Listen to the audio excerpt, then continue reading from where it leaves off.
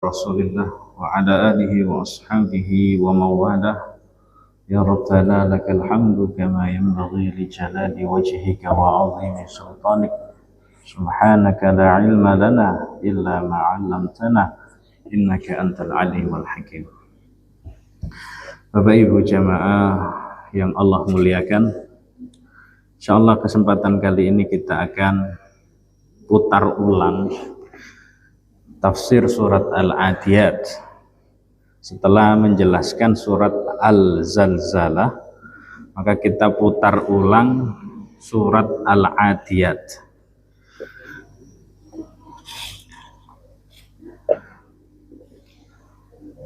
A'udzu billahi minasyaitonir rajim. Wal 'adiyati dhabha. Wow, sebagaimana yang sudah maklum, sudah diketahui, setiap waw di awal surat itu namanya waw qasam atau waw yang Allah gunakan untuk apa? Bersumpah. Artinya apa? Demi. Artinya demi. Al-Adiyat. Al-Adiyat ini adalah kata sifat. Al-Adiyat ini adalah kata sifat yang tidak disebutkan apa yang disifati dengan al-adiyat ini, tidak disebutkan oleh Allah Subhanahu wa ta'ala. Al-adiyat ini sifat. Sifat itu seperti pandai, bodoh, kemudian bersih, kotor, itu sifat. Al-adiyat itu sifat. Tapi apa yang disifati itu tidak disebutkan oleh Allah Subhanahu wa ta'ala di sini. Maka di sini ada dua penafsiran ulama yang kuat.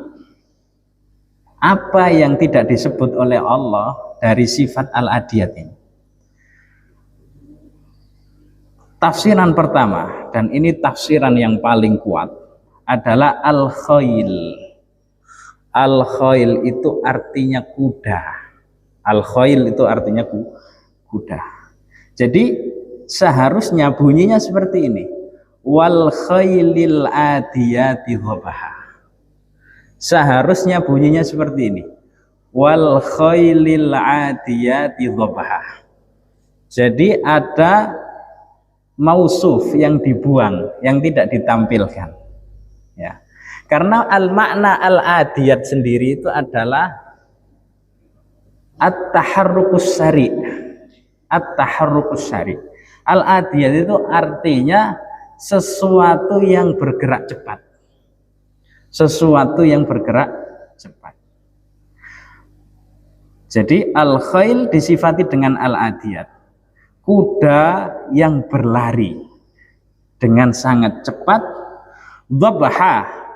Dhabha ini artinya adalah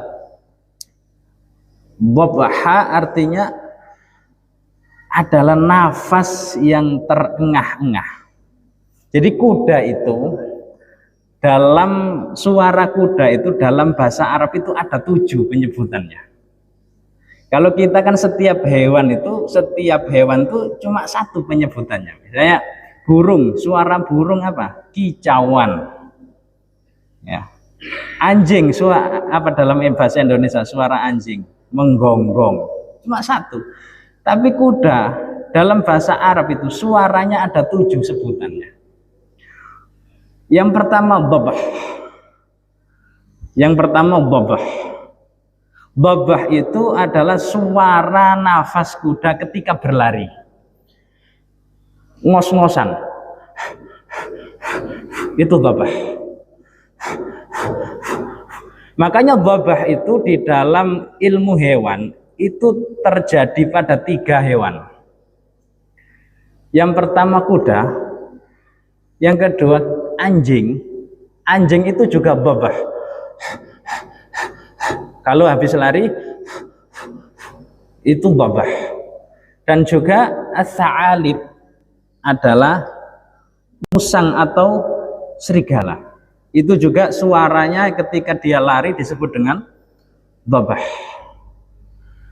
Kuda kalau dia berdiri diam terus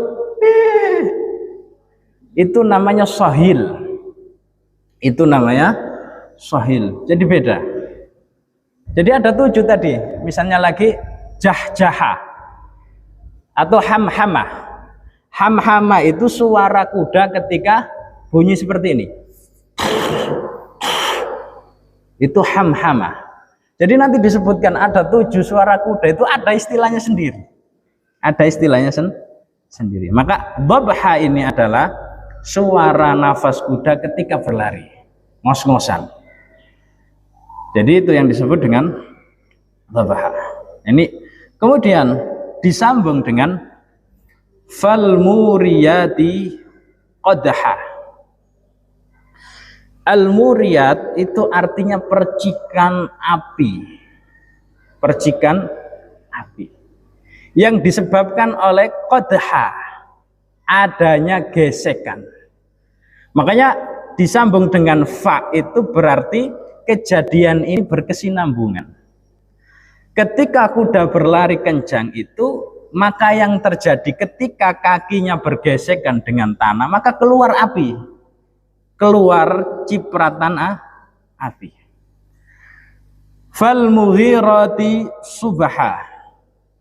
Aghara yughiru itu artinya menerasa apa? Menyerbu. Fal mughirati subha. Ya. Kasusnya ini adalah Allah Subhanahu wa taala bersumpah dengan pasukan berkuda yang menyerang musuh-musuh Allah di waktu pagi. Jadi Nabi Shallallahu Alaihi Wasallam itu punya kebiasaan ketika beliau ingin menyerang suatu musuh itu, beliau tidak pernah memulai peperangan itu melebihi batas waktu zuhur, tidak pernah. Beliau tidak pernah memulai jihadnya itu melebihi batas waktu zawal, setelah zuhur itu tidak pernah. Kenapa? Di antara faedahnya adalah Nabi Shallallahu Alaihi Wasallam itu pernah bersabda, "U'ti itu khomsun lam yu'ta an-nabiyun." Aku dibeli 5 perkara oleh Allah yang mana dulu nabi-nabi itu tidak diberi, cuma aku yang diberi. Nah, diantaranya adalah nusirtu bis-soba. Nusirtu bir-soba. Aku kalau perang itu pasti dimenangkan asal mulai perangnya waktu subuh. Asal mulai perangnya waktu subuh. Nah, ketika subuh itu datang, di situ ada namanya rih, ada namanya angin yang disebut dengan soba. Angin pagi itu adalah angin kemenangan kaum mukminin. Itu dalam hadis Nabi Shallallahu Alaihi Wasallam. Setiap pagi itu ada namanya soba. Di situ adalah anginnya kaum mukminin. Makanya berbeda ini. Ada sebagian ulama yang ditanya, sebagian salaf ditanya, mengapa udara pagi itu lebih enak daripada udara di waktu siang? Udara subuh itu lebih enak, lebih sejuk daripada waktu siang. Katanya, kata ulama ini, karena udara subuh itu tidak bercampur dengan nafasnya orang-orang munafik. Karena udara waktu subuh itu tidak bercampur dengan nafasnya orang-orang munafik.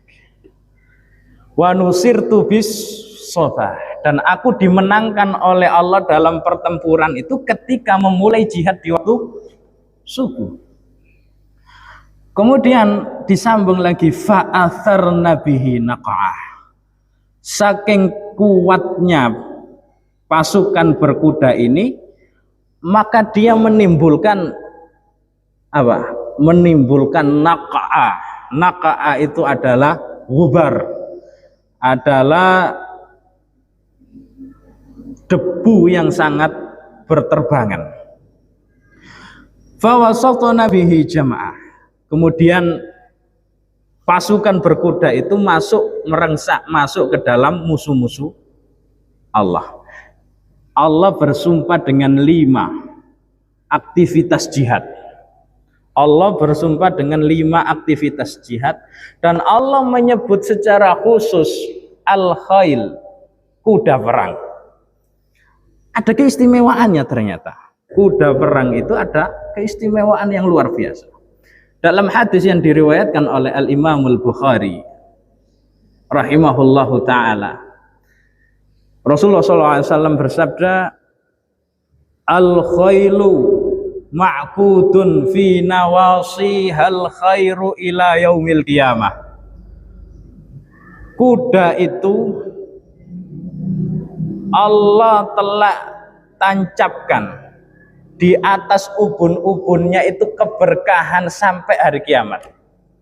Allah telah tetapkan di atas ubun-ubun kuda itu keberkahan sampai hari kiamat. Ditafsirkan hadis ini oleh para ulama, yakni al-maghnamu wal nasr. Keberkahan itu berupa apa? Dari keberkahan yang lahir dari kuda itu berupa apa? Berupa al-maghnam, harta rampasan yang banyak. Kemudian an-nasr, kemenangan, kejayaan kaum muslimin. Itu keberkahan yang lahir daripada kuda. Makanya aturan pembagian harta rampasan itu juga ada istimewanya kuda ini. Kata Nabi SAW dalam hadis yang diriwayatkan oleh Imam Al-Bukhari, walil farasi sahmaini au thalathatu ashubin. Jadi kalau misalnya perang jihad menang, tentara berkuda itu dapat 3 bagian. Sementara tentara yang nunggang unta, tentara yang jalan kaki itu cuma dapat 1 bagian. Sahmaini lil faras wa sahmun li faris. 2 bagian itu diberikan untuk kudanya. Jadi kuda itu dapat hasilnya juga. Dia mendapatkan hasilnya juga.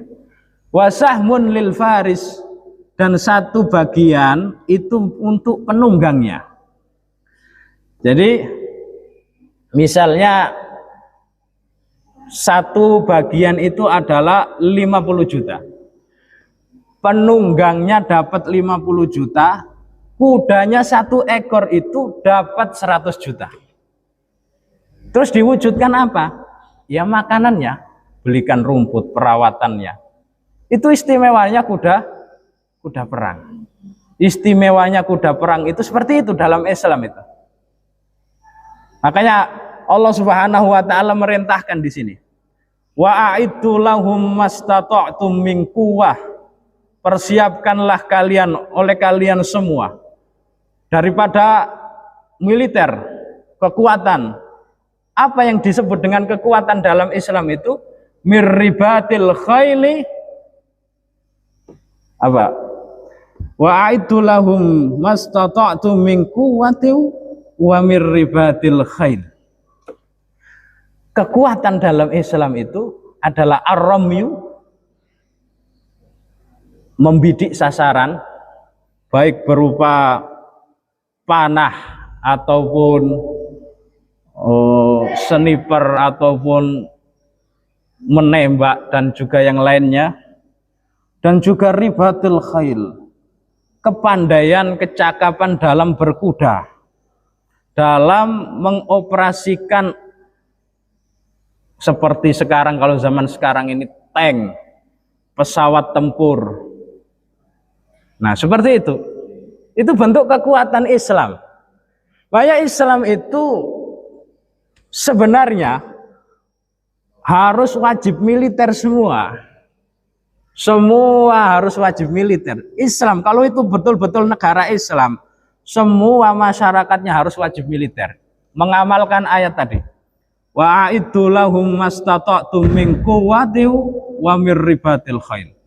Pandai untuk mengoperasikan alat-alat tempur dan juga pandai untuk membidik sasaran. Itu yang disebut dengan, disinilah keistimewaan Allah bersumpah dengan operasional jihad. Jadi segala sesuatu yang berkaitan dengan jihad itu adalah kemuliaan. Makanya dalam hadis itu, wa dzirwatu sanamihil jihad, puncak Islam yang paling tinggi ya jihad. Jadi Islam itu tidak bakal mulia kalau tidak ada jihad, tidak ada jihadnya. Islam tidak bakal mulia kalau tidak ada jihadnya. Makanya dalam Islam itu harus berani mati untuk agama. Dalam Islam itu wajib berani mati untuk agama. Karena Rasulullah mengancam, malam yaghzu falyamut maitatal jahiliyah. Siapa yang tidak ada kemeretek hati, nggak ada keinginan hati untuk berperang, perang sungguhan, pakai senjata, nggak ada keberanian untuk perang, pakai senjata, melawan musuh-musuh Allah, melawan orang-orang kafir, nggak ada keberanian sama sekali, maka silakan mati dalam keadaan jahiliyah. Jadi itu. Jadi umat Islam ini harus berani mati. Harus berani mati untuk agamanya. Untuk melawan orang-orang kafir yang memerangi Islam. Itu harus berani. Tentunya itu tadi didasari dengan catatan ya. Ya, jihad yang dilakukan oleh Islam itu adalah jihadnya Rasulullah SAW. Jihad yang benar atas dasar ilmu, bukan atas dasar hawa nafsu. Hawa nafsu ya itu kayak orang ngebom. Itu enggak jihad. Itu mati, bukan mati syahid, tapi mati sangit. Ya. Jadi yang penting apa tadi? Kalau sudah waktunya jihad, laki-laki tidak boleh mundur. Kalau sudah waktunya jihad, setiap laki-laki yang sudah balik tidak boleh mundur. Megang senjata. Dan ulama-ulama kita dulu itu seperti itu. Walaupun setiap hari bergelut dengan kitab, setiap hari bergelut dengan majelis, ketika bertemu Tatar, pasukannya orang Mongolia, ketika sudah waktunya perang, Ibnu Taimiyah itu terkenal namanya ya, itu pokoknya bergelut dengan kitab terus.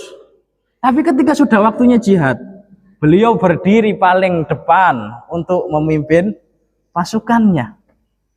Abdullah bin Mubarak, ulama terkenal di zaman tabi'in atau tabi'ut tabi'in, setiap hari bergelut dengan majelis.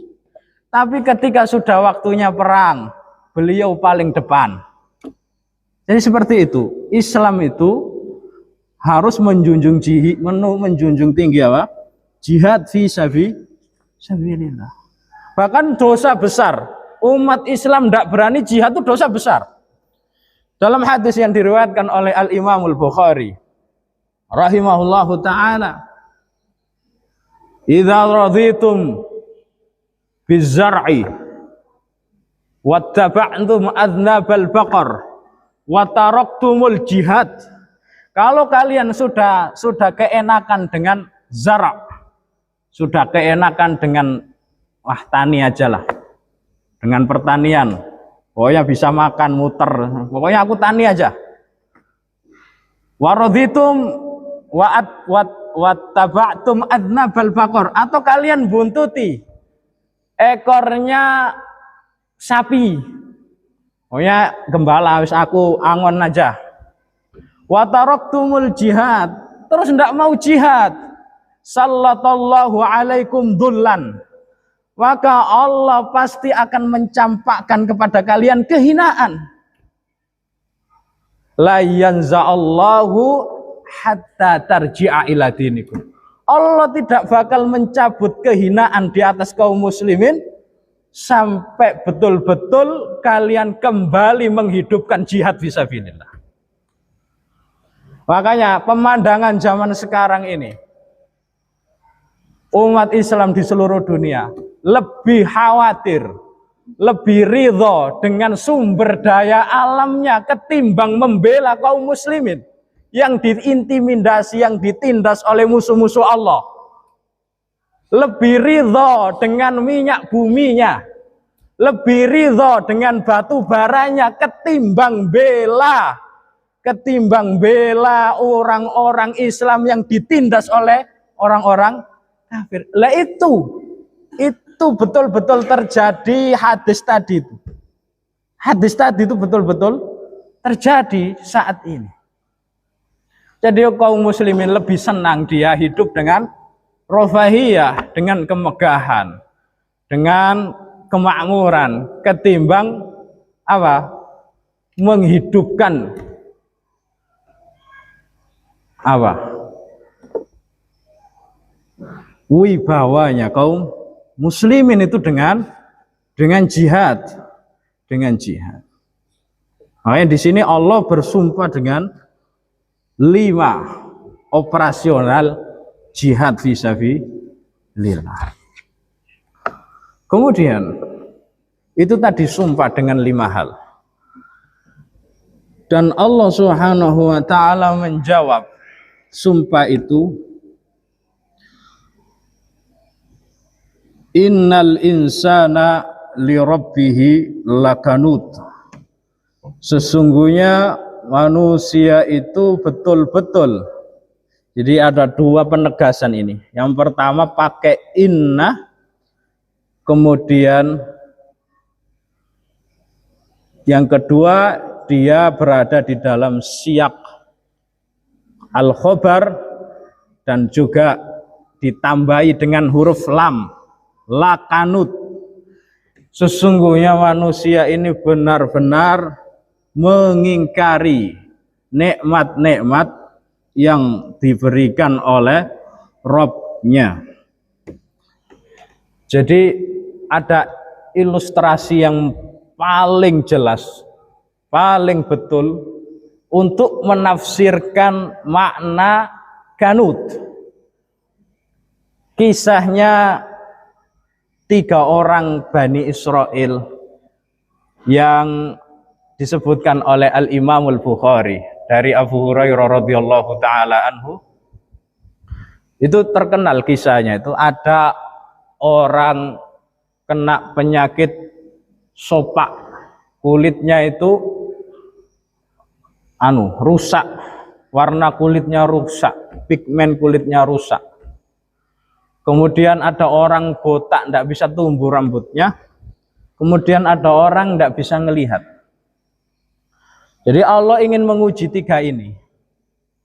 Diutuslah malaikat yang menyerupai manusia. Kemudian ditawari setiap dari orang ini, mau apa? Yang kulitnya rusak tadi, saya mau kulit kinclong bersih mulus. Diusap langsung putih kinclong bersih. Mau harta apa? Saya mau unta. Dikasih unta bunting. Kemudian datang lagi malaikat tadi kepada orang yang botak. Ditawari, mau apa? Saya mau rambut yang tebal. Diusap kinclong botaknya, keluar terik rambut yang hitam tebal. Mau harta apa? Saya mau sapi. Dikasih sapi yang bunting. Datang lagi sama orang yang buta. Mau apa? Saya mau bisa melihat. Diusap matanya tiba-tiba bisa melihat. Mau harta apa? Saya mau kambing. Dikasih kambing 1 yang bunting. Setelah bertahun-tahun datang lagi malaikat itu untuk mengujinya kembali. Tapi kali ini malaikat datang dengan berpenampilan seperti 3 orang ini, ya. Datang kepada orang yang kena penyakit kulit tadinya itu dengan keadaan yang sama seperti orang itu dulu. Malaikat datang bilang, "Inqata as-sabil." Saya ini musafir, tidak bisa melanjutkan perjalanan. Tolong kasih saya sedikit harta untuk bekal. Kemudian orang ini, orang yang tadinya itu kena penyakit, kemudian tidak punya apa-apa, sekarang untanya sudah banyak, dimintai sama malaikat tadi. Apa jawabannya? Innal huquqa katsirah. Keperluanku masih banyak. Mohon maaf, keperluanku masih banyak. Akhirnya malaikat tadi yang menyamar itu bilang gini, "Ka'anni a'rifuka." Kayaknya aku kenal kamu. Alam takun abroso yakdzirukan nasu. Bukankah kamu dulu itu adalah orang yang kena penyakit kulit? Orang-orang lari darimu karena takut. Apa jawabannya orang ini? Innama warastu likabirin an kabirin. Enggak. Ini warisan dari bapak buyutku. Enggak. Aku ini dapat warisan dari bapakku, dari nenekku. Enggak. Enak aja ngomong seperti itu. Apa bilang malaikat? In kunta kadziban. Kalau kamu bohong, fasayyarakallahu ila ma kunta. Kalau kamu bohong, awas. Allah akan membalikkanmu sebagaimana kamu dulu. Baru berapa langkah, balik habis semua. Jadi kulitnya belontang-belonteng lagi, rusak lagi. Habis semua, untanya mati. Dan kejadiannya sama kepada orang yang botak tadi. Pertanyaannya sama, jawabannya pun sama. Yang berbeda adalah ketika malaikat itu tadi dalam keadaan buta, mendatangi orang yang pernah buta. Ketika dimintai, as'alukal ladzi a'taka basaraka wal ghanam. Aku meminta dengan zat yang telah mengembalikan penglihatanmu. Berikan aku 1 ekor kambing untuk melanjutkan perjalananku. Apa jawaban orang ini? Ini hebat ini orang ini. Qad kuntu a'ma fa'adal faradallahu basari. Dulu ya memang aku juga sepertimu. Dulu aku tidak bisa melihat. Kemudian Allah kembalikan penglihatan. Wa kuntu fakiran. Dulu aku fakir, tidak punya apa-apa. Fa'aghnani Allahu. Kemudian Allah berikan aku kekayaan. Fahud ma syi'ta. Silakan ambil kambing ini sesukamu. Silakan ambil kambing ini sesukamu. Maka 2 orang tadi itu ya disebut oleh malaikat ini ya. Faqad radhiyallahu anka wa sakhita an sahibaik. Allah betul-betul ridho kepadamu wahai orang yang pernah buta, dan Allah sangat murka kepada 2 temanmu ini yang tidak tahu syukur, bahkan mengingkari nikmat Allah. Bilangnya itu dapat dari harta warisan. 2 orang inilah yang disebut dengan kanut. 2 orang inilah yang disebut dengan kanut. Innal insana li rabbihi lakanut. Itu betul-betul kanut. Jadi betul-betul kita ini diberi nikmat oleh Allah, dilapangkan hidupnya, diberikan nikmat hidayah, diberikan nikmat iman, diberikan nikmat keamanan. Kemudian lahirlah keluh kesah. Ini juga namanya apa? Kanut. Innal insana khuliqa halu'a idza massahu syarru jazu'a wa idza massahul khairu manu'a. Itu namanya kanut. Orang kalau kena penyakit kanut ini adalah orang ini jawaban Allah.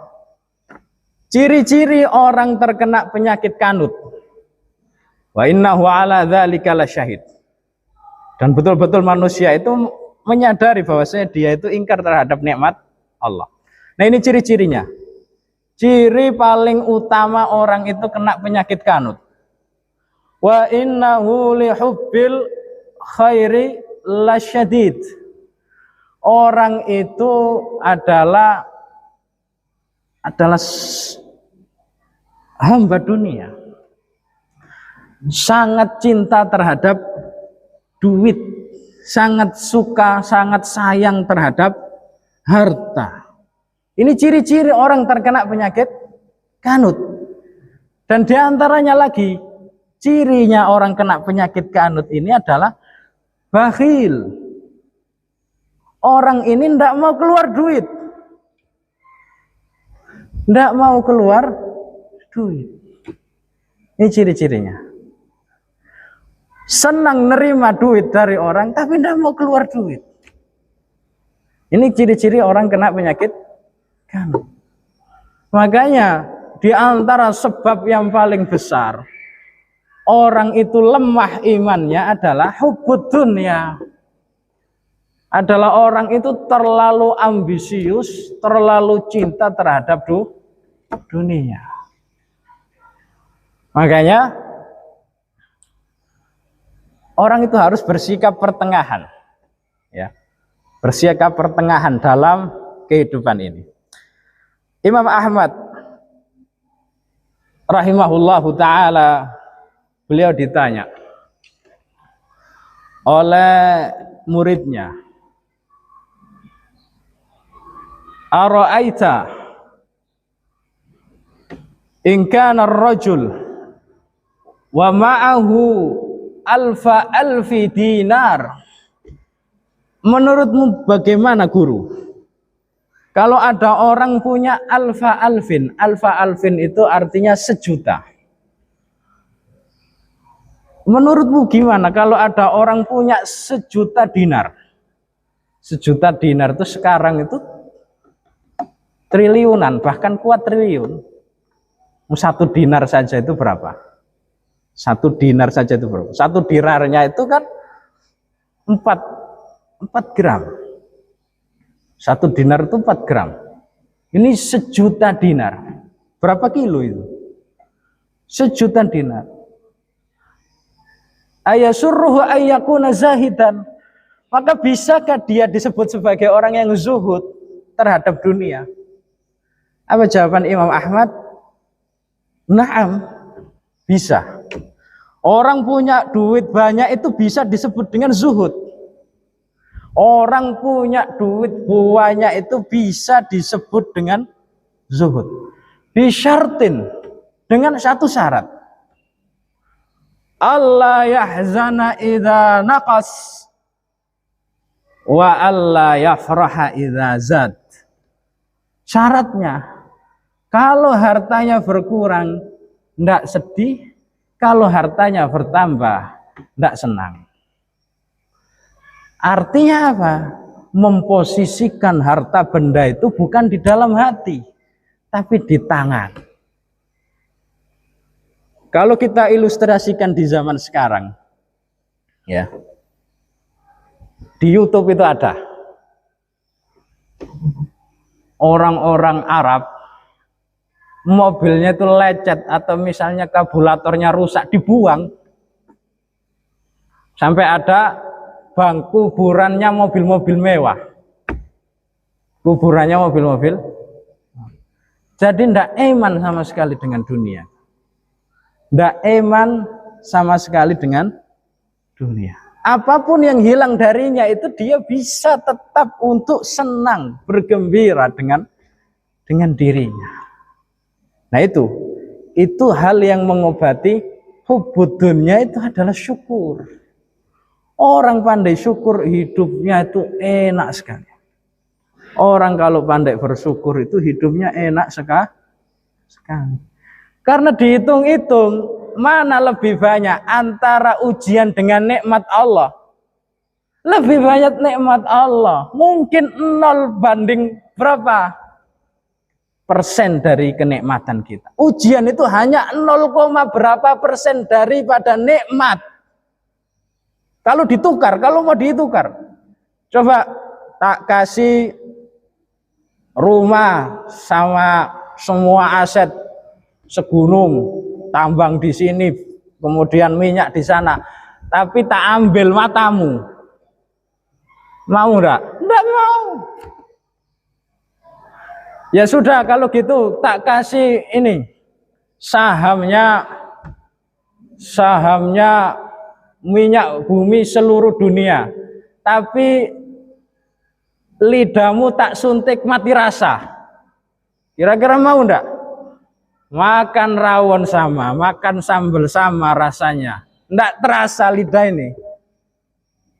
Enggak mau.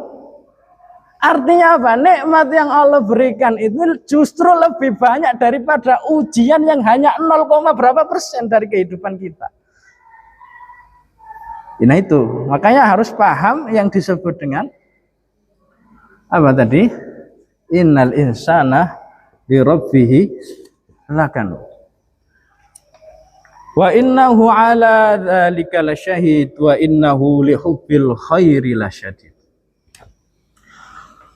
Afala ya'lamu idza bu'thira ma fil qubur. Afala ya'lam. Apakah orang yang kena penyakit kanuk tadi itu tidak tahu atau tidak yakin? Idza bu'thira ma fil qubur. Manakala seluruh yang ada di dalam kuburan itu dibangkitkan dan dihidupkan. Wa hussila ma fis sudur, dan semua yang ada di dalam hati manusia itu dikeluarkan nanti di hadapan semua makhluk di padang mahsyar. Inna rabbahum bihim yauma idzil khabir. Sesungguhnya Rabb mereka Allah Subhanahu wa taala bihim terhadap mereka. Yauma idzin pada hari di mana manusia itu dihisab. La khabir, betul-betul sangat teliti perhitungannya. Artinya ujung ayatnya dari surat Al-Adiyat dengan surat Al-Zalzalah ini sama. Ya. Ujung-ujungnya surat yang ada di dalam juz 30 ini berbicara tentang hari pembalasan.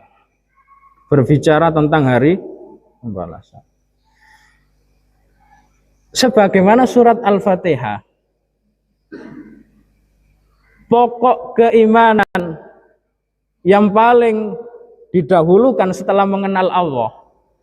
Jadi bismillahirrahmanirrahim. Alhamdulillahirabbil alamin, arrahmanirrahim. Ini pokok mengenal Allah. Allah ini seperti ini, seperti ini. Setelah mengenal Allah, apa yang pertama kali Allah dulukan? Maliki yaumiddin. Sadarilah, di sana itu hari pembalasan itu sangat-sangat menanti kita. Sangat-sangat menunggu semua manusia. Jadi manusia dibangkitkan dari kubur itu ala ma kana alaihi fi hayatihi dunya. Manusia dibangkitkan itu sesuai dengan keadaan dia selama hidupnya. Makanya dalam hadis-hadis itu dijelaskan tuh. Ada yang dibangkitkan oleh Allah Subhanahu wa taala dalam keadaan mukanya itu muka khinzir, muka babi. Ada yang dibangkitkan oleh Allah dalam keadaan mukanya muka monyet, muka kera. Gitu. Apa ndak malu misalnya bangkit lah kok jadi babi gitu kan, ndak malu kah? Sama temannya ini yang sehari-hari berkawan nih, lo kamu kok jadi babi gitu kan, apa ndak malu? Nah, jadi an-nasu yub'atsu ala ma kana alaihi fi hayatihi dunya. Maksud manusia dibangkitkan oleh Allah itu sesuai dengan keadaan hidupnya selama di dunia. Tidak mungkin Allah Subhanahu wa ta'ala membalas orang jahat itu dengan kebaikan, itu tidak mungkin. Ya. Makanya luar biasanya orang yang mati dalam keadaan husnul khotimah itu. Semoga kita minta terus minta sama Allah supaya dalam dibangkitkan atau wafat dalam keadaan husnul khotimah. Karena menarik orang hidup mati dalam keadaan husnul khotimah itu, apalagi mati dalam keadaan ibadah. Nah, orang-orang yang mati dalam keadaan dia pakai ihram itu tidak boleh dikafani. Kenapa? Karena Allah Subhanahu wa taala akan membangkitkan dia nanti dari kuburnya apa? Mulabbiyan, dalam keadaan bertalbiyah. Bangkit dari kubur, labbaik Allahumma labbaik, labbaik la syarika laka labbaik. Bangkit dalam kubur dalam keadaan bertalbiyah. Seperti orang yang syahid, mati dalam medan jihad, terbunuh. Tidak boleh dikafani itu. Dipakaikan dengan pakaian dia wafat itu. Kenapa? Karena dia dibangkitkan dalam keadaan penuh dengan darah jihad. Nah, maka hati-hati kalau mati dalam keadaan maksiat itu. Pertama, malu sama orang, ya. Yang kedua, pasti balasannya sangat mengerikan, sangat mengerikan. Makanya nanti pemandangan di akhirat itu banyak itu. Ustadz, kiai ketemu jamaahnya, loh sampean kok di neraka Pak Ustadz? Itu banyak. Naam, kuntu amuruhum bil ma'rufi wa la atihi wa anhaakum anil munkari wa atihi. Jadi siksaannya kiai-kiai, ustadz di akhirat itu, dia berputar-putar, berkeliling seperti keledai atau sapi yang menggiling tepung gandum sampai ususnya keluar. Itu orang-orang yang mengajak kebaikan tapi tidak melakukan kebaikan. Itu saja yang bisa disampaikan pada kesempatan kali ini. Semoga bermanfaat. Subhanakallahumma wa bihamdika asyhadu an la ilaha illa anta astaghfiruka wa atubu ilaik. Wassalamualaikum warahmatullahi wabarakatuh.